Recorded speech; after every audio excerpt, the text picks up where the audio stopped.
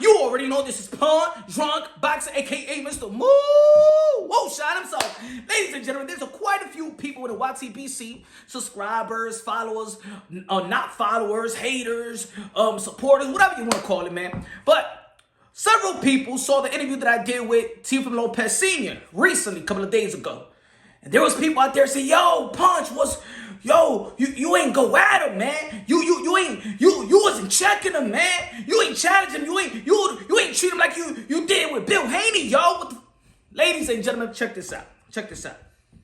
The way that y'all see me go at certain people, oh, yo, that did happen. You know how it happened? Face to face after the fight.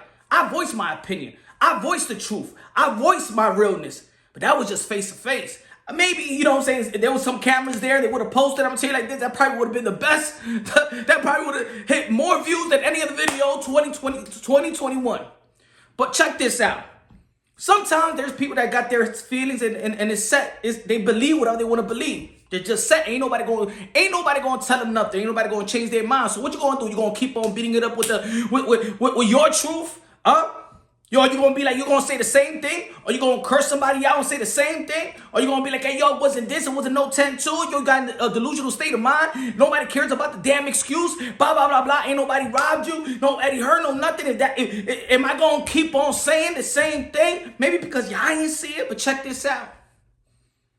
The best, if y'all looking for humbleness, the best humbleness is when they listen to their own voice. Maybe they gotta listen to what they used to say about a person that came up with the type of excuses after a fight. Maybe my voice just don't penetrate the mind and the soul and the hearts. Maybe your voices don't penetrate the souls and the minds, or any other boxing content creators, any other boxing personnel. Maybe they gotta listen to their own voice, like this. Something. You know what I'm saying?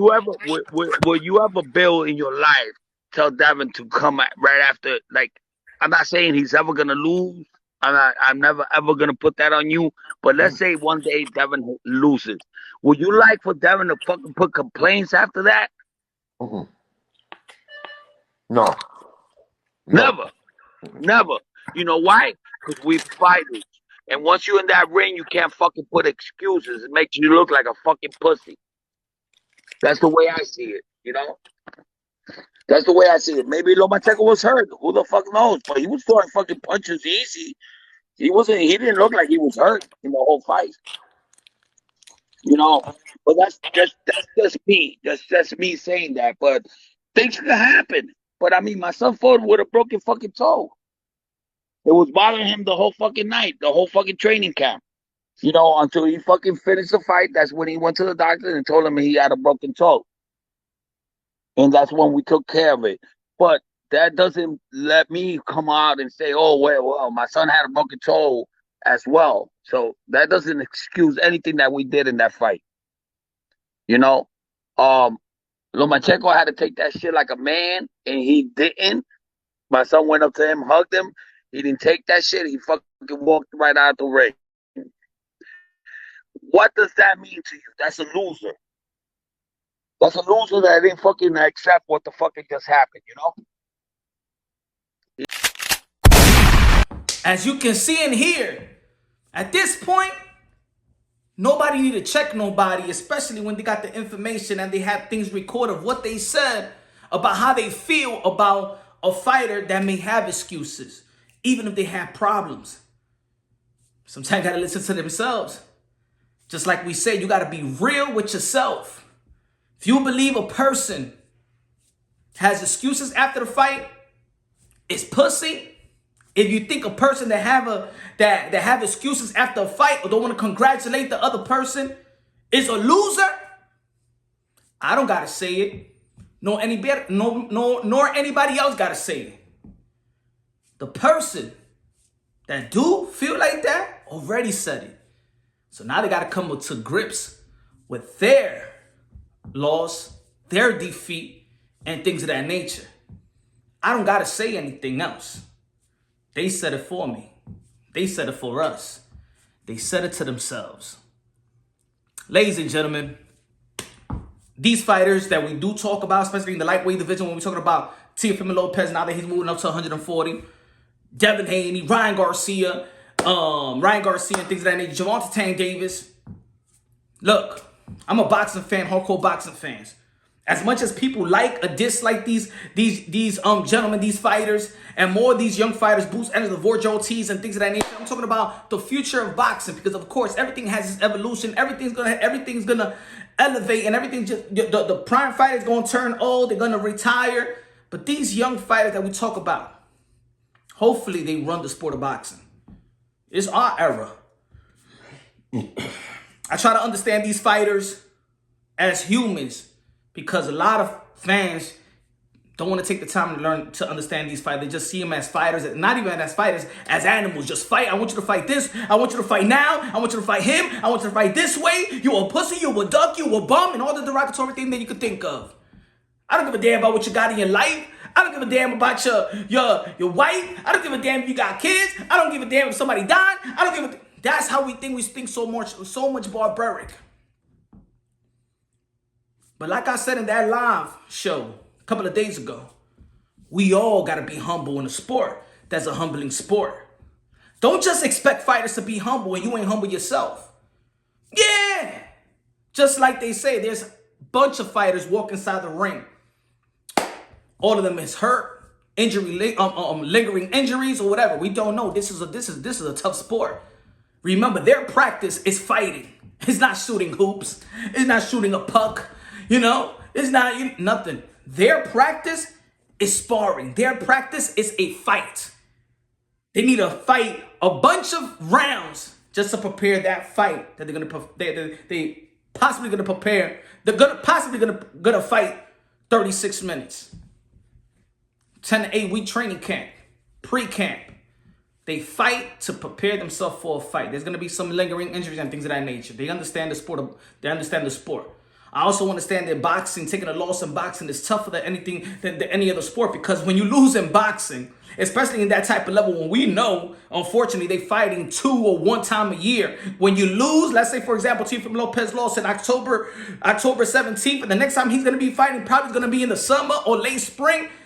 It's like you're losing every day, every month up to the fight. See an NBA player, Stephen Curry, you know what I'm saying? He loses to the Lakers. Guess what? He got a game the next day or the day after, and he get that get back. He get that win. In the same week, you'll feel like a loser and a winner at the same time. But when in boxing, that plays with your mind. And I'm going to tell you like this. Let me educate y'all folks on this one.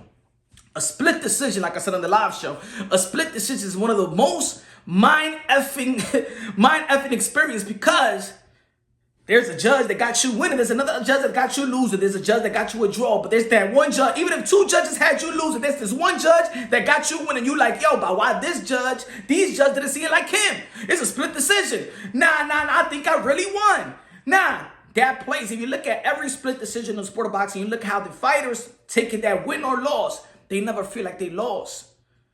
Ladies and gentlemen, yes, it's hard to take a loss. You're human like I am human. It's hard to take a loss. If you lose a job, you know what I'm saying, you got to go back into your house and be like, hey, yo, babe, or tell your kids, man, I don't got the funds. Oh, you know what I'm saying?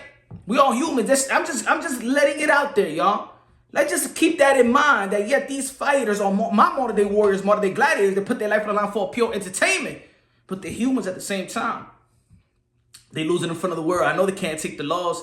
We know that there was excuses coming from Loma, Deontay Wilder, and a bunch of these fighters and TOs, right? We know that, right? They're going to get their criticism. They're the ones that got to take the responsibility and accountability for that defeat and loss. Anthony Joshua get praised because he don't give no excuses. He take accountability and responsibility right after the fight.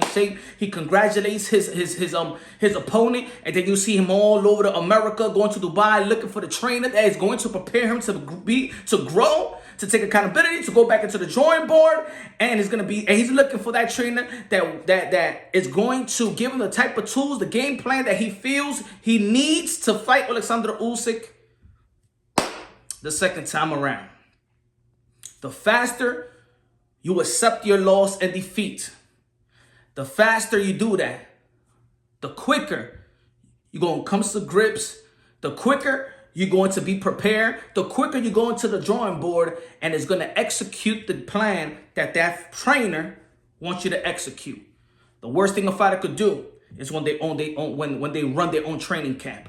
As soon as a fighter, and this goes to a message to all the fighters, I don't give a damn if you are coming up or you're elite or veteran. Once you run your own training camp, you're done. Retire. Your career will be over. You gotta put somebody there that you're gonna listen to. Execute the instructions that's given to you because they're there for the best interest of you, your legacy. There's other coaches out there that's just in it for the money, is going to keep their mouth shut. But this is why the fighters got to do their reevaluation.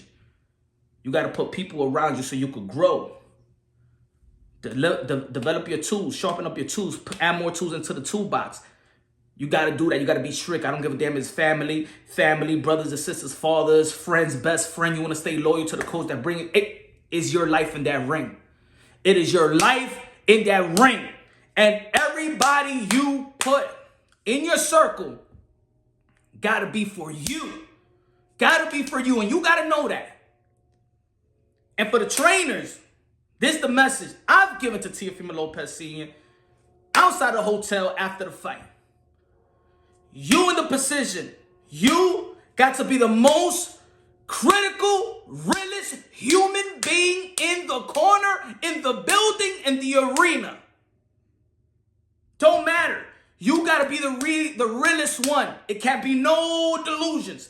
Even if you're going to go out there and fight with a lingering injury, you're going to have to prepare to go fight, prepare during training camp with that lingering injury so you could go out there and execute the game plan.